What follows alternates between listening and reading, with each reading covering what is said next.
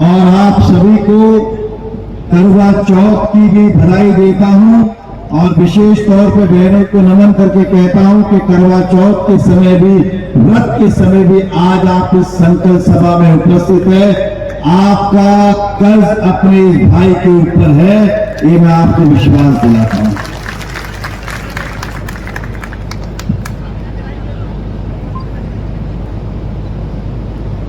हम बेवफा हरगिज न थे, हमको मिली वो सजा जो खता हम कर न सके।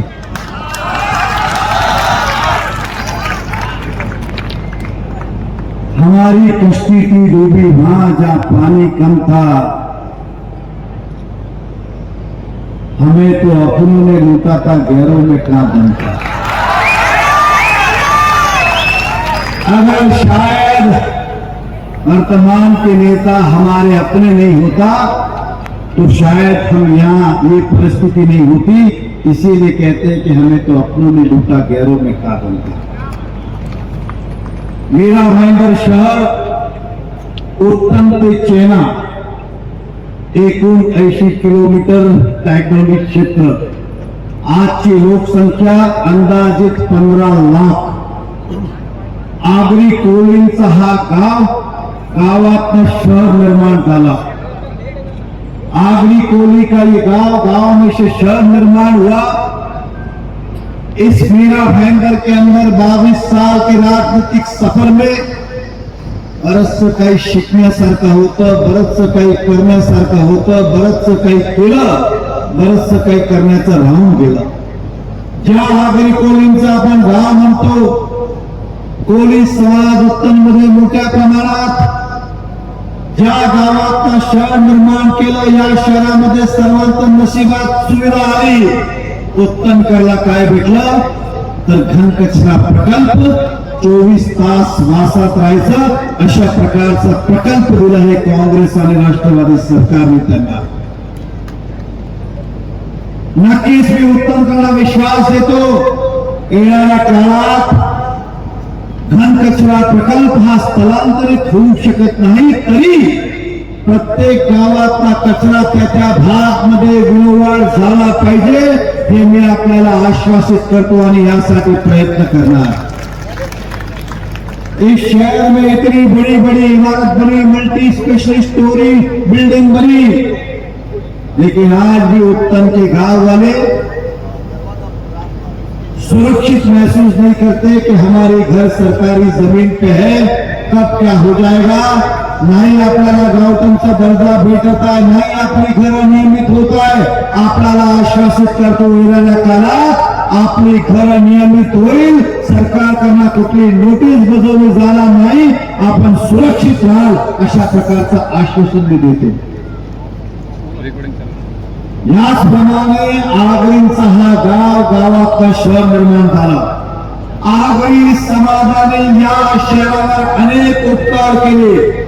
आपको बता दूं, इस गांव की जमीन ज्यादातर आगरी कोली की रही। अगर हम पुराने जमाने की बात करें तो रास्ते के लिए जमीन इनके पूर्वजों ने दी, शमशान भूमि के लिए जमीन कहां से मिली तो पूर्वजों ने दी।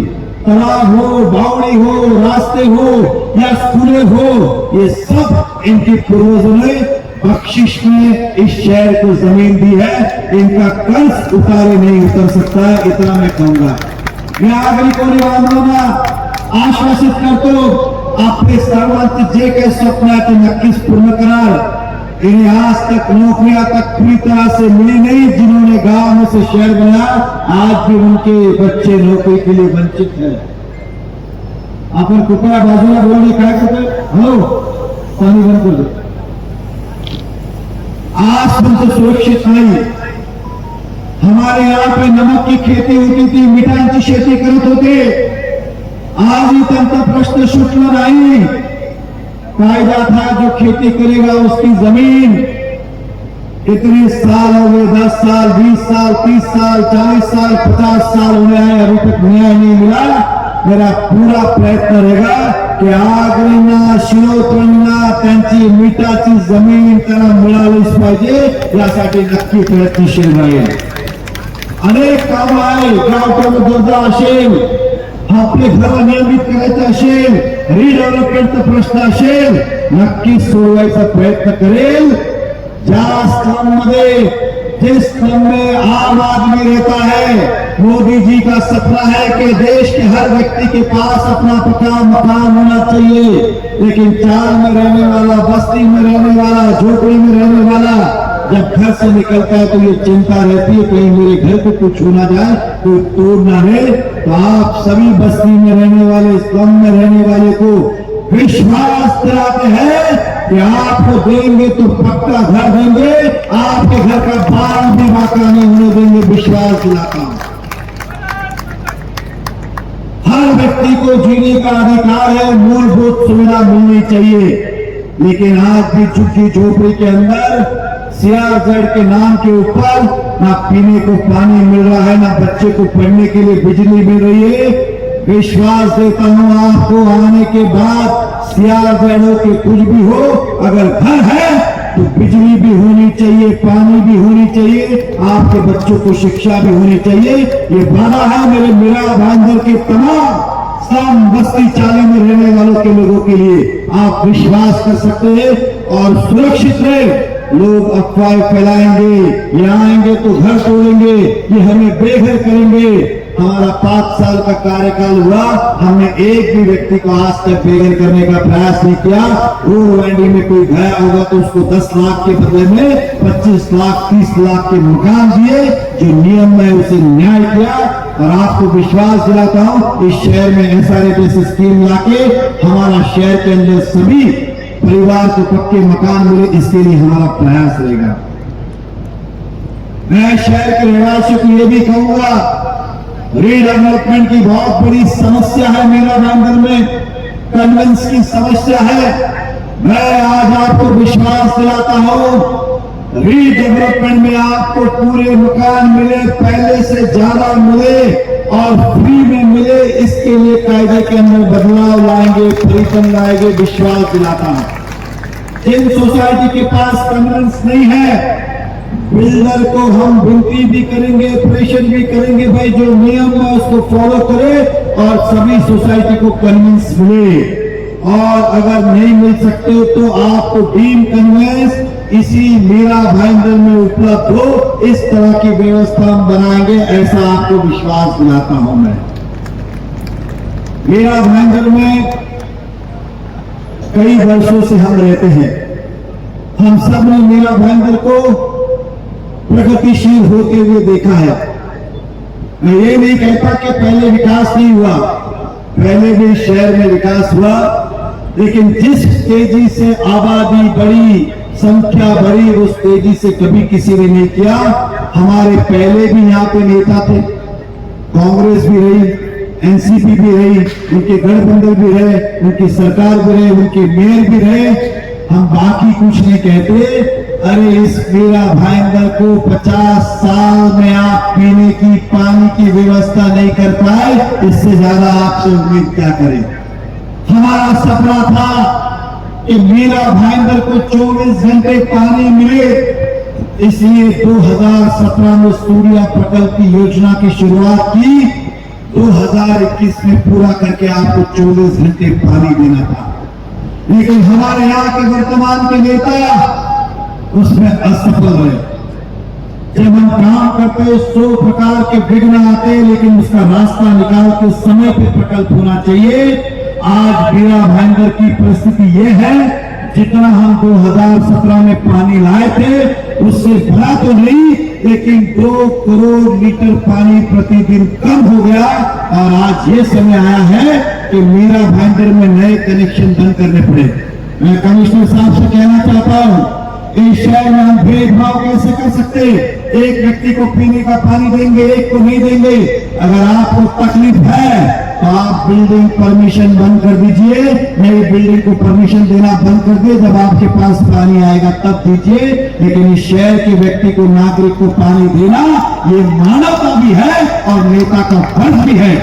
हमारे नेता का कर्तव्य था कि पड़ोस के नगर पालिका से पानी उधार मांगे या सरकार से कोटा बढ़ा के मांगे, या जो हमारा पानी है उतना हमें मिले, ताकि मीरा भाईंदर की जनता पे अत्याचार नहीं कर सके। हम वो भी नहीं कर पाए, अब और किस बात का इंतजार है। मैं आम बस्ती की बात करता हूं, कोई उनकी ज्यादा जरूरत नहीं है बस्ती में रहने वालों की। अच्छे बच्चों को स्कूल मिल जाए, साफ सुथरी गली मिल जाए और शौचालय साफ सुथरे मिल जाए। आपने अपने कार्यकाल में शौचालय बनाना तो छोड़िए, शौचालय के दरवाजे तक गायब हो गए, आपने वो भी ठीक नहीं किए। इससे ज्यादा आपसे उम्मीद क्या करें। मेरा भाईंदर शहर की जरूरतें बहुत है।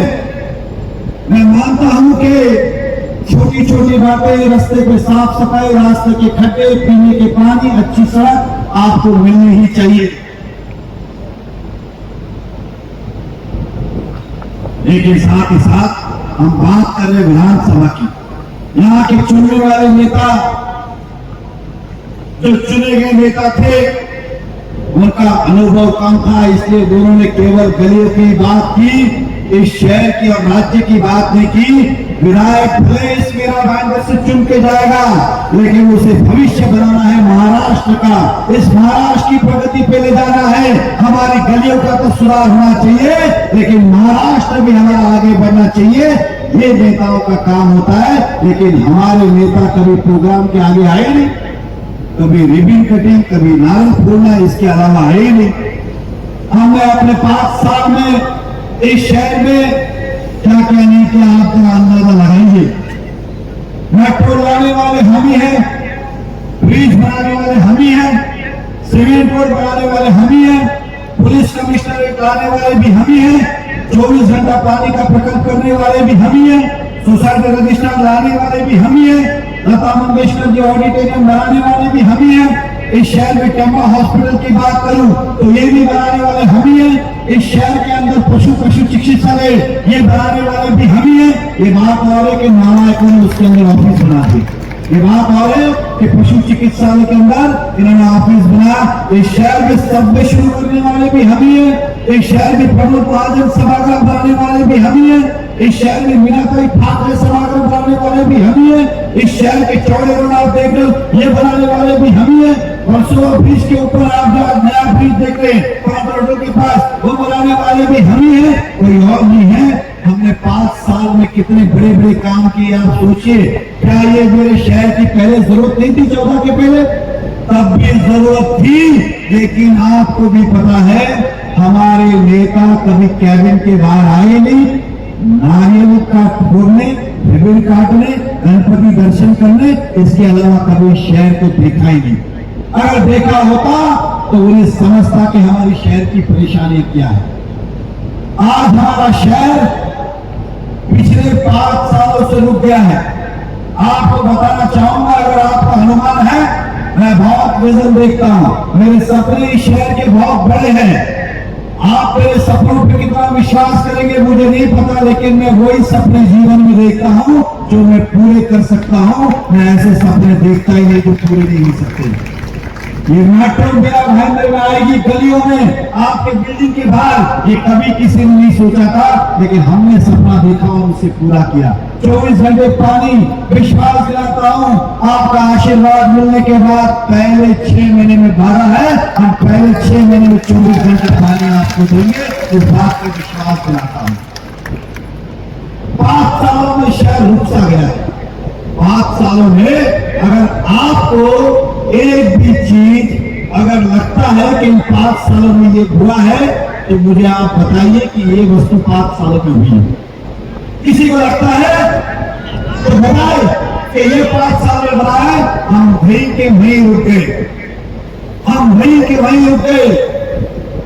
एक काम भी इस शहर में नहीं हुआ जहां हर 3 महीने में मुख्यमंत्री आते थे, हर एक बार उद्घाटन करते थे। तो में इतने बड़े बड़े प्रोजेक्ट हो रहे, आप देखेंगे आज कोस्टल रोड ये बन की शुरुआत है, अटल सेतु बना, कई बड़े बड़े प्रोजेक्ट हुए, लेकिन मीरा भाईंदर के हिस्से में 145 में क्या आया?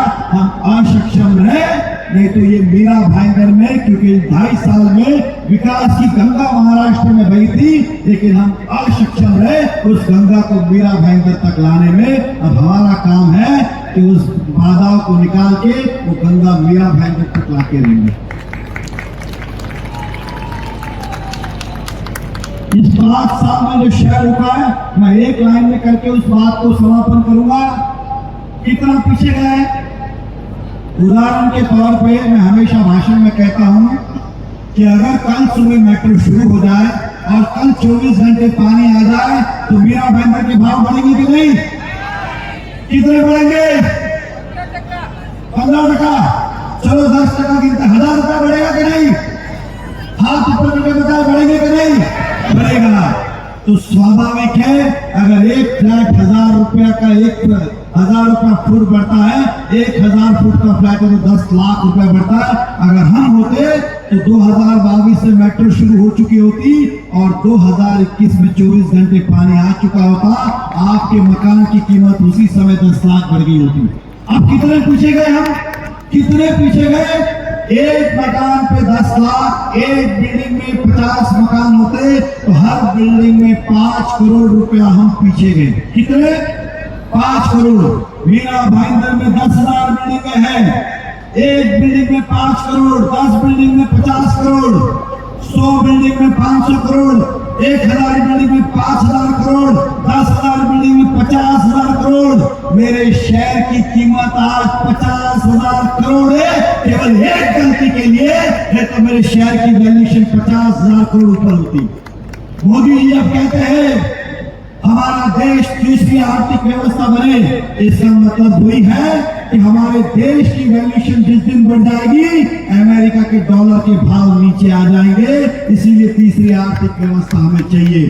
देश की चिंता मोदी जी कर रहे, महाराष्ट्र की चिंता फडणवीस जी कर रहे, हम कम से कम मीरा भाईंदर के 50,000 करोड़ की चिंता तो करें। हम सब 50,000 करोड़ रुपए पीछे हैं। कोई छोटी मोटी बात नहीं है। 50,000 करोड़ अगर मीरा भाईंदर को मिल जाए तो सोने की नगरी हो जाए। लेकिन हम इतने पीछे गए। इन 5 सालों में केवल व्यक्तिगत आरोप करना, पीछे लगना, यही सब करना। हमने तो आपको चुनाव जीतने के बाद बधाई दी थी। हमने तो आपको चुनाव जीतने के बाद बधाई दी थी। आपने हमें क्या दिया बदले में? आपने इस 5 साल में मीरा भाईंदर में हमें क्या दिया? तो कुछ नहीं, केवल व्यक्तिगत टीका, टिप्पणी, आरोप। इसके ऊपर कभी आप आए नहीं।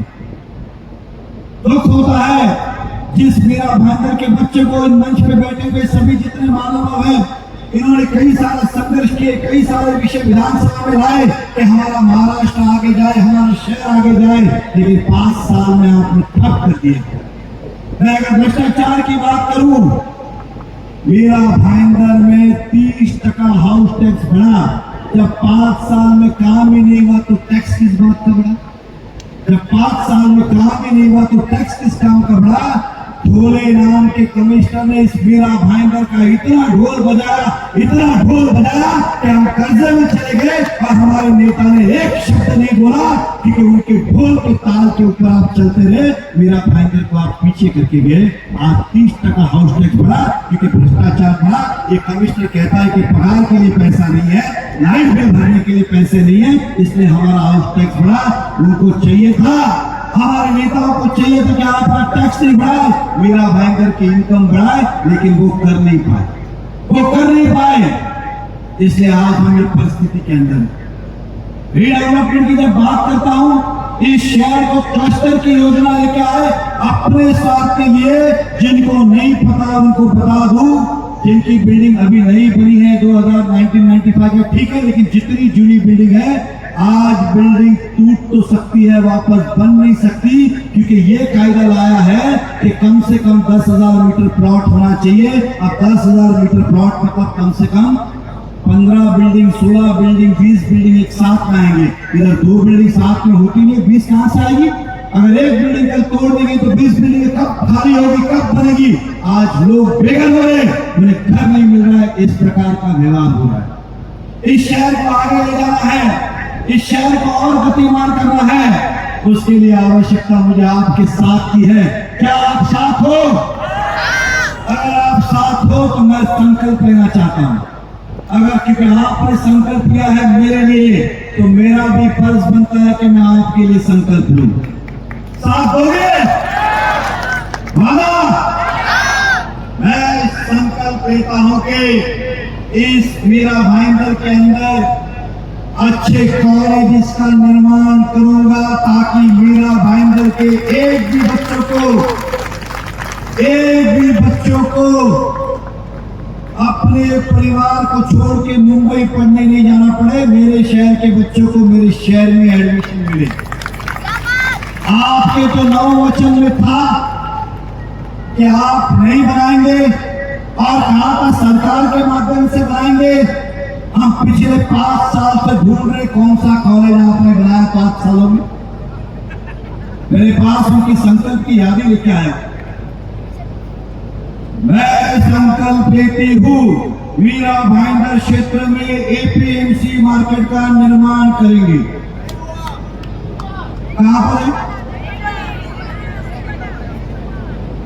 मीरा भाईंदर में स्टार्टअप को बढ़ावा देने हेतु वर्किंग स्पेस का निर्माण करेंगे। कहां पर है? घन कचरा एवं सॉलिड वेस्ट का जर्मन टेक्नोलॉजी द्वारा प्रोसेसिंग कर मनपा को आर्थिक लाभ पहुंचाएंगे। आर्थिक लाभ नहीं पहुंचाया, आपने हमारे पे हाउस टैक्स लगा दिया। जर्मन तो छोड़िए, आपने मुंबई की टेक्नोलॉजी भी नहीं लाई। जर्मन की बात हम करते हैं। मैं बात करता हूँ मीरा भाईंदर के नए पुराने सभी इमारतों को डीम कन्वेंस अनिवार्य कराएंगे तथा उसके लिए लगने वाले कानून सहायता के लिए सेंटर खोलेंगे। सेंटर तो नहीं खुला, अरुण मिश्रा नाम के दलाल को पैदा कर दिया और कहा ये 5 लाख रुपए लेगा, इसे दे दो, ये कन्विंस करेगा। आपने वो भी नहीं किया। महानगर पालिका के नियमों के अनुसार आधुनिक तरीके से शहर से पार्किंग की समस्या को हल करेंगे। मैं खुद अभी महेश्वरी भवन से यहाँ तक चल के आया। कहाँ है पार्किंग की समस्या? आज भी वैसे की वैसे बढ़ गई, लेकिन आपने पार्किंग तो छोड़िए, एक मोटरसाइकिल की भी व्यवस्था नहीं की। ऊपर से पार्किंग चार्जेस हमारे पे ठोक दिए। क्या रोड पे पार्किंग करोगे तो पैसा लगेगा। मीरा भाईंदर मनपा क्षेत्र में आरक्षित भूखंडों पर किए गए अवैध निर्माण को हटवाने और शासकीय नियमानुसार आम नागरिक के लिए उपलब्ध करवाना। आज तक एक भी अतिक्रमण को हटाया नहीं गया। व्यक्तिगत जिसके ऊपर रोष था उसका आपने तोड़ाया जरूर, लेकिन एक भी हटाया नहीं गया। शहर की जगह जगह पर आरओ प्लांट इंस्टॉल करके लोगों को शुद्ध पेयजल मिलेगा। भैया हमको तो म्युनिसिपैलिटी का पानी दे दो, वही बहुत है, आरओ हम खुद लगा लेंगे।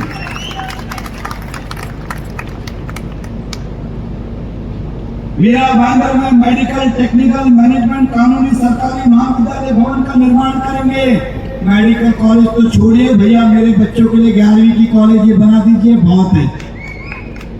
हम शहर में अच्छा अस्पताल बनाएंगे। आपने बहुत अच्छा अस्पताल बना रहे हो। हमारे मीरा भाईंदर की जमीन सनटेक नाम के बिल्डर को हॉस्पिटल की बेच दी और कह रहे कि हम हॉस्पिटल बना रहे हैं। वो टावर बन रहे हैं भैया, हॉस्पिटल नहीं बन रहे। हमारे शहर को बख्श दो।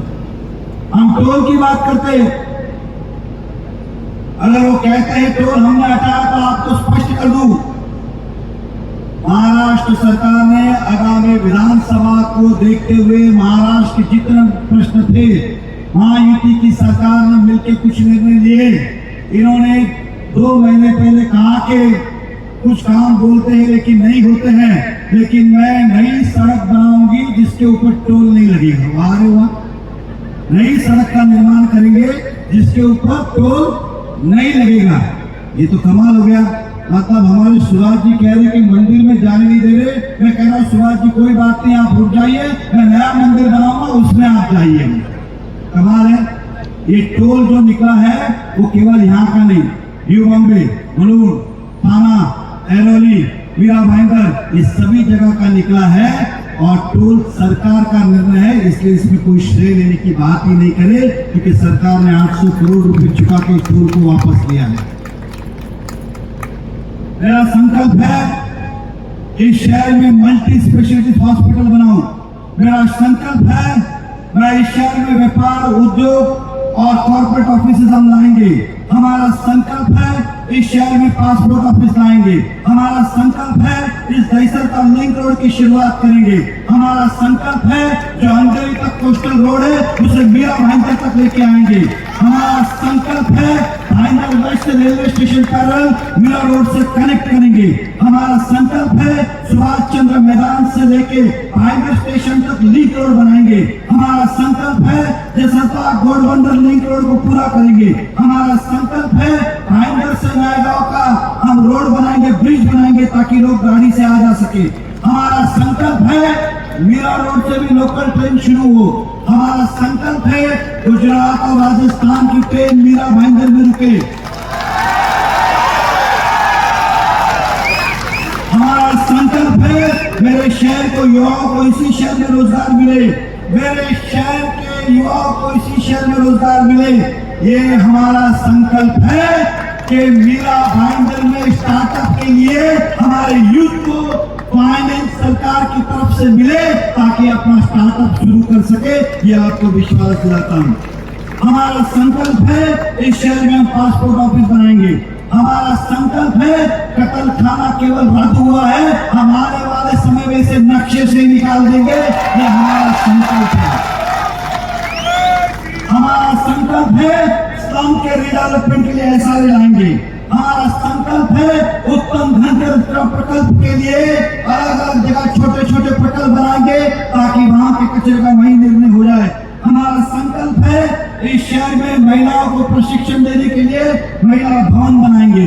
हमारा संकल्प है हाईवे क्रॉस करने के लिए पांडुरंगवाड़ी से महाजनवाड़ी तक हम स्काई वॉक ब्रिज बनाएंगे ताकि हाईवे में दुर्घटना ना हो। हमारा संकल्प है हमारी विधवा बहने माताओं को पेंशन बढ़कर मिले। हमारा संकल्प है आने वाले समय के अंदर जो जरूरतमंद सीनियर सिटीजन है उनके लिए भी पेंशन की व्यवस्था होनी चाहिए। हमारा संकल्प है फेरी वाले को मार्केट मिले ताकि आपको रास्ता मिले। हमारा संकल्प है इस शहर में दिव्यांगों को व्यापार मिले, स्टॉल मिले, पेंशन मिले। हमारा संकल्प है हर गली के चौराहे पे नियमित रूप से रिक्शा स्टैंड हो। हमारा संकल्प है इस शहर में बच्चों के लिए, युवाओं के लिए स्टेडियम बनाने का। हमारा संकल्प है महाराष्ट्र क्रिकेट एसोसिएशन के साथ टाई अप करके हमारे बच्चों को प्लेटफॉर्म दे क्रिकेट का ट्रेनिंग ले और वो स्टेट और इंटरनेशनल लेवल पे जाके खेले। हमारा संकल्प है इस शहर में 10 रुपए में भरपेट खाना हर व्यक्ति को मिले, गरीब को मिले। ये हमारा संकल्प है। हमारा संकल्प है कन्वेंस के लिए डीडीआर ऑफिस यहीं पे हफ्ते में 2 दिन खुले। हमारा संकल्प है कि इस शहर को सर्वेलेंस के अंदर लाया जाए। हर गली, हर नाके, हर बिल्डिंग के पीछे कैमरा लगे हो ताकि हमारी बेटियां हो, बच्चे हो, सब सुरक्षित रहे। यहाँ तक कि हमारे ज्येष्ठ नागरिक हो 10 मिनट में पुलिस पता लगा सके। आज गली गली में सुनसान जगह पे असामाजिक तत्व है, पुलिस घर में बैठ के इसे कंट्रोल कर सकती है। इस तरह सारा एरिया सर्वेलेंस के अंदर लाना। सीआरजेड के अंदर जो भी बस्तियां हैं उनको लाइट और पानी देना। बीएसयूपी की योजना जो थी अब जिसका नाम अटल बिहारी योजना है, उस योजना को पूरा करना और मेरे गरीब भाइयों को घर देना। इस शहर की नमक की जमीन, हमारे जो किसान खेती वाले हैं उनको जमीन दिलाना। इस शहर के लिए पशु चिकित्सालय बनाना। इस शहर के लिए जितने हमारे यहाँ पे जो डॉगीज है, कुत्ते हैं जो यहाँ वहाँ भटकते, कई लोगों को उसकी तकलीफ है, इसीलिए एक साथ कार्यक्रम लेके उनको हर्ट ना करते हुए पूरे शहर में एक साथ स्टरलाइजेशन का प्रोग्राम करना। हमारा संकल्प है इस शहर में महिलाओं के लिए, युवाओं के लिए एग्जीबिशन सेंटर बनाना। हमारा संकल्प है इस शहर में अच्छी बस सुविधा करना, चाहे थाना हो चाहे मुंबई हो, हर जगह हमारे मीरा भाईंदर की बस जाए। ये हमारा संकल्प है। हमारा संकल्प है 30 फुट ऊंची मीरा भाईंदर में गौतम बुद्ध की प्रतिमा लगाने का। माझा संकल्प आहे या शहरामध्ये स्वामी समर्थांचं मठ बांधण्याचं आणि ते बांधून जाणार एवढंच मी सांगेन। और सबसे बड़ा जिसे राजमाता का दर्जा दिया गया है, ऐसे बड़ी गौशाला का निर्माण करना मीरा भाईंदर के लिए मैं आपसे वादा करता हूँ, यहाँ पे प्रण लेता हूँ कि जितने वादे आपसे किए उस वादों को निभाने के लिए दिन रात एक करेंगे और मीरा भाईंदर को आगे लेके जाने के लिए प्रयत्नशील रहेंगे। हमारे वादे केवल वादे नहीं, आपने हमारा किया हुआ काम देखा है। 14 का हमारा मैन्युफैक्चरिंग मैनिफेस्टो आप देखो तो एक भी काम उसमें बाकी नहीं है। एक्स्ट्रा डिलीवर हमने किया है, इस प्रकार का काम हमने किया है।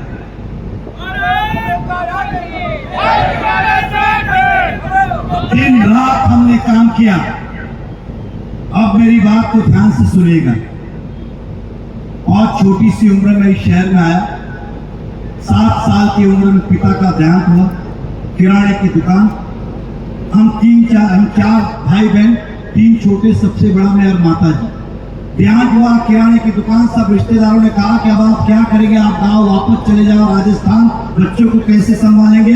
मेरी उम्र 7 साल थी, बाकी के हिसाब आप लगा लीजिए, कोई 5 साल को, 3 साल को, 2 साल, इस प्रकार का था।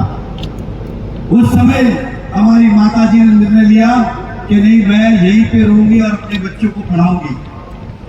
उस समय मैं घर में बड़ा था, इसलिए मेरी मम्मी ने तीनों बच्चों को अभिनव विद्या मंदिर और इस बंदरवाड़ी के गुजराती स्कूल में, महापालिका के स्कूल में डाला। लेकिन बड़ा बेटा कुछ कमाए, इसके लिए अवरनेरी में डाला।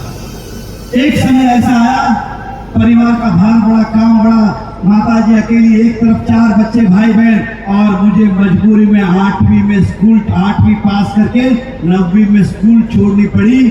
ये मेरे आज उस मजबूरी का मजाक उड़ा रहे व्यक्ति। मजबूरी में कभी किसी का मजाक ना उड़ाए। मैं उनसे कहना चाहता हूँ, मुझे इस बात का अभिमान है कि मैंने अपने परिवार को पालने के लिए मजबूरी में स्कूल छोड़ी। और लेडी ऑफ नाजत में पढ़ने के बाद, कॉन्वेंट के बाद, रहने के बाद भी मेरा एक सपना था बहुत कुछ कि पढ़ लिख कर मैं एडवोकेट बनूं, ये मेरा सपना था, लेकिन वो पूरे नहीं हो पाए। जीवन में बहुत सारे सपने अधूरे थे। मुझे अपने जीवन में आज तक उस बात का कभी दुख नहीं हुआ, लेकिन जब किसी ने मुझे टोका तब यहाँ दुख हुआ, यहाँ दुख हुआ। व्यक्तिगत टीका टिप्पणी आप कितनी बार करोगे? कोई भी आदमी शौक से शिक्षा नहीं छोड़ता और शौक से नौकरी नहीं करता है, मजबूरियां कराती है, और उस मजबूरी पे आप हंस रहे थे, इस बात का मुझे दुख है। और अभिमानी है ये 8वीं पास बच्चा मीरा भाईंदर का सबसे हाईएस्ट इनकम टैक्स पेयर है। इस नगर पालिका को हमारी कंपनी से सबसे ज्यादा रेवेन्यू है, तो इस बात का अभिमानी है कि आज ये 8वीं पास लड़का मीरा भाईंदर में 2000 परिवार को चलाता है, 2000 लोगों को जॉब देने का काम किया है। तो इस बात का मजाक ना उड़ाए, मुझे अभिमान है लेकिन दुखता है। मेरे बेटे को क्या लेना देना राजनीति से, दूर दूर तक लेना देना नहीं। गणपति दर्शन को, लाल बाग को दर्शन को चले गए, उसे किसी ने पहचाना, आगे से लेके गए। नरेंद्र मेहता के बेटे को वीआईपी कल्चर, आपने मेरे बेटे को भी राजनीति से जोड़ने का प्रयास किया, तब यहाँ दुखता है। क्या लेना देना मेरे बेटे का इस राजनीति में, आप उससे जोड़ रहे हो, तब मुझे यहाँ पे दुखता है। हर बार मेरे परिवार को जोड़ने का प्रयास किया, मुझसे एक गलती हुई, न्याय रूप से कहता हूँ, हुई गलती, लेकिन उस गलती का मैंने अपने परिवार के साथ समय याचना की। वो मेरे परिवार के बीच की बात है, लेकिन तुम उसी बात पर राजनीति करने आए हो, उसी बात को बार बार बोल रहे हो। मैं इस शहर में काम करने आया हूँ, आप बार बार वही चीज करते, और जब मैं कुछ आरोप करता हूँ, आप पूरी देश की महिलाओं को अपने साथ जोड़ लेते। ये कहाँ का न्याय है? ये कहाँ का न्याय है? और आज भी वही चल रहा है और कुछ नहीं चल रहा है। मैं भ्रष्टाचार की उनके बात करते, मैं उनके असफलता की बात करता हूँ, वो मेरे व्यापार की बात करते हैं। मैं उनकी नाकामियों की बात करता हूँ, वो मेरे परिवार की बात करते हैं। हम भी इंसान हैं। मुझे उस वक्त भी दुखा जब मैंने कहा था कि इस शहर में कत्ल खाने बनेंगे, तो मैं उसी नगर पालिका की बिल्डिंग से कूद जाऊंगा। आप राजनीतिक तौर से उसका विरोध करते, समर्थन करते। आपने क्या कहा? मेरा परिवार घर पे सुन रहा था, कहा कि नरेंद्र मेहता तू कल मरता है तो आज मर, तू कल मरता है तो आज मर, कल उन्हें मारा तो आज कर। ये शब्द उनके थे, ये किस नेता को सोचते? फिर क्या कहा? ऐसी बिल्डिंग से कूदना जहां जाली ना हो। मैंने तो नगर पालिका को चैलेंज किया था, आपको इस तरह का भाष्य सोचता है क्या? कितनी बार मेरे परिवार को, कितनी बार मुझे ठेस पहुंचाओगे? मेरी सहनशीलता मेरी कमजोरी नहीं है, मेरी सहनशीलता मेरी कमजोरी नहीं है। अच्छों को पानी पिला के यहाँ तक पहुंचे हम, और इस शहर में भगवा हम ही ने लहराया। किसी और ने नहीं ले रहा है। लेकिन आप बार बार मुझे हमेशा इसी तरह से टॉर्चर करते हो। अब इंसाफ आपको करना है। मेरे 5 साल के इस राजनीतिक सफर के अंदर मैं हारने के बाद घर बैठ गया था, लेकिन कोविड की पीड़ा ने मुझे घर बैठने नहीं दिया। मैं रास्ते पर आया क्योंकि मेरी शहर की जनता परेशान थी, लेकिन आपने उसका भी इंतजार किया और हर बार झेलने का काम मैंने किया है। मैं आपसे कहना चाहता हूँ, ऐसे लोगों का हिसाब करना जरूरी है, नहीं तो राजनीति में कोई व्यक्ति आना नहीं चाहेगा। मेरे परिवार में तो रोज कहते हैं कि छोड़ दो ये राजनीति, क्या जरूरत है। मैं देखता हूँ सोशल मीडिया पे, मैं किसी की हैसियत की बात नहीं करना चाहूंगा, लेकिन कोई भी व्यक्ति, चाहे वो रिक्शा वाला हो, भाजी वाला हो, फ्लैट में बैठा होना जानता है, पहचानता है, घर बैठ के कुछ भी टीका टिप्पणी कर लेता है। जो उनके परिवार को दुख होता है वही मेरे परिवार को भी पीड़ा होती है। इसलिए मर्यादा में टीका टिप्पणी होनी चाहिए। राजनीति का मतलब ये नहीं कि आप कुछ भी बोलो। इसलिए आप सब समझदार हैं, हम इस शहर में काम करने आए, व्यक्तिगत हिसाब किताब करने नहीं है। मैं अभी हमारे कांग्रेस के नेता की बात करता हूं। आजकल वो इतने गणपति में पोस्टर लगा रहे हैं, इतने नवरात्रि में पोस्टर लगा रहे हैं। मैंने देखा कि इस बार ईद के इतने पोस्टर नहीं लगे जितने गणपति नवरात्रि को लगे। मुझे लगता है गणपति आखिरी बार आए कि पहली बार आए। ये पोस्टर लग गया कि गणपति बापा इसी साल है कि पहली बार है। इस तरह के पोस्टर बैनर, अरे भाई साहब, अगर आपको लगता है कि हिंदुत्व के वोट आपको चाहिए तो मैं आपके खिलाफ जनता से, मैं आपके समर्थन में करूंगा। आप पहले कहिए, जब हमारे साधु संतों को मारा गया था पालघर में, तब आपकी सरकार ने कुछ नहीं किया, तब आप विरोध में थे। उस बात को आप स्वीकारिए कि साधु संतों के साथ गलत हुआ, और इस मंच पे आके कहिए जय श्री राम, और कहिए कि मोदी जी ने जो मंदिर बनाया वो सही काम किया।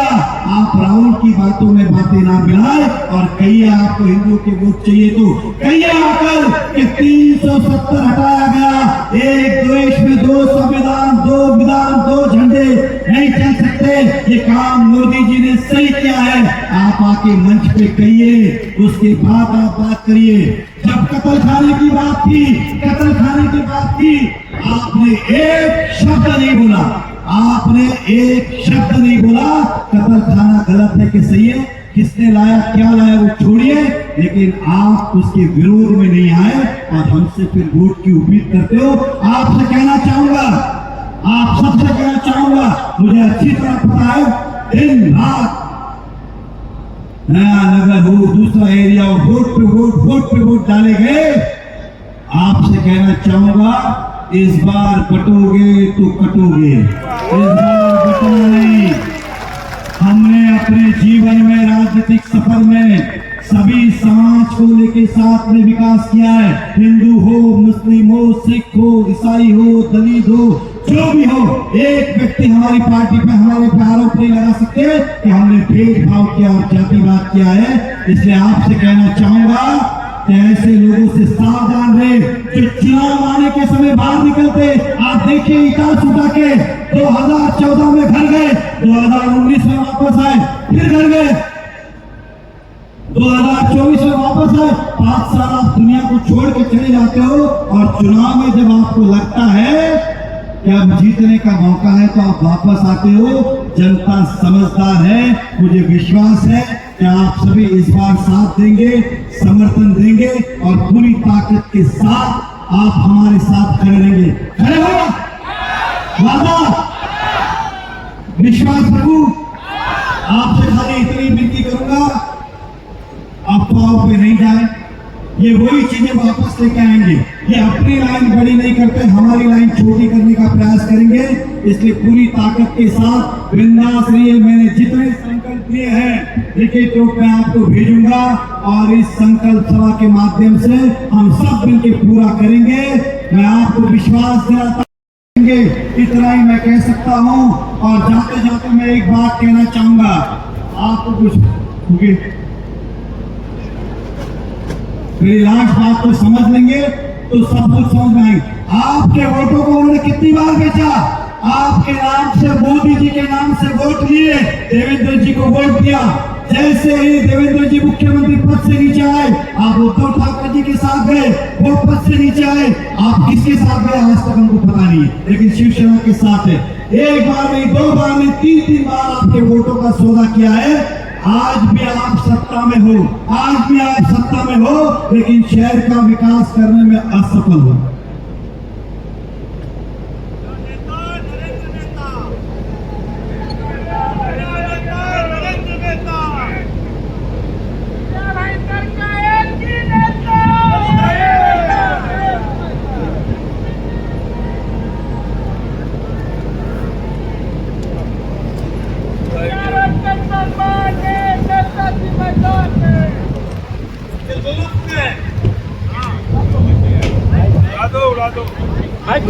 आपका माइक ये दो फुगे हैं, इसे छोड़ता हूं।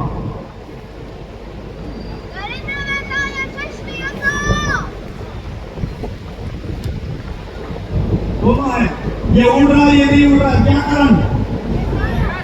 इसमें क्या है, इसमें क्या नहीं है? चलो अब इसे कांग्रेस की तरफ करते हैं।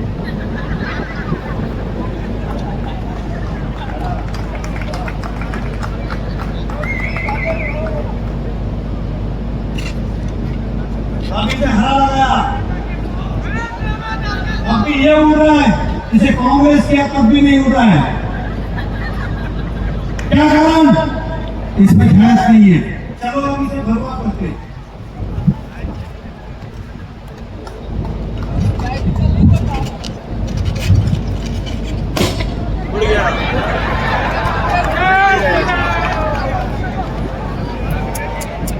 अब इसे भरवा लगाया तब भी नहीं उड़ रहा है, क्या कारण? तो किस लिए उड़ा जाता है? कहने का तात्पर्य ये था, आप किसी भी पार्टी में चले जाओ, काम करने के लिए गैस लगता है। हम दोनों के पास एक ही पावर, एक ही पद था, लेकिन हम गैस की तरह उड़ पाए, आपके अंदर गैस ही नहीं था, इसलिए आज तक आप उड़ नहीं पाए। आप कहीं से भी खड़े हो जाओ, किसी भी पार्टी से हो, शहर का विकास नहीं होने वाला है, इतना आप समझिए। दूसरा, कितनी भी अच्छी गाड़ी आप ले लो, अगर चलाना नहीं आता है तो उस गाड़ी का एक्सीडेंट ही होगा। तो मेरा भाईंदर का एक्सीडेंट नहीं होने दे, आपसे इतनी विनती करता हूँ कि बस आपका साथ सपोर्ट मिले। देखिए हम उठते जा रहे हैं, अरे इनको भी छोड़ दो, दूसरा का विदाउट गैस वाला, अरे विदाउट गैस वाला, विदाउट गैस उधर उधर आपके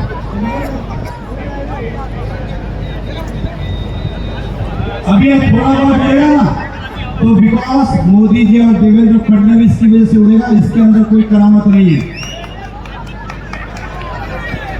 ये इसी तरह से भटकता रहेगा, हमको भटकाते रहेगा। अगर आपको आसमान में ऊंचा उड़ना है तो हमारे साथ खड़ा होना है। भारतीय जनता पार्टी से, भारतीय जनता पार्टी से, भारतीय जनता पार्टी से, जय श्री राम, जय श्री राम, जय श्री रामचंद्र की,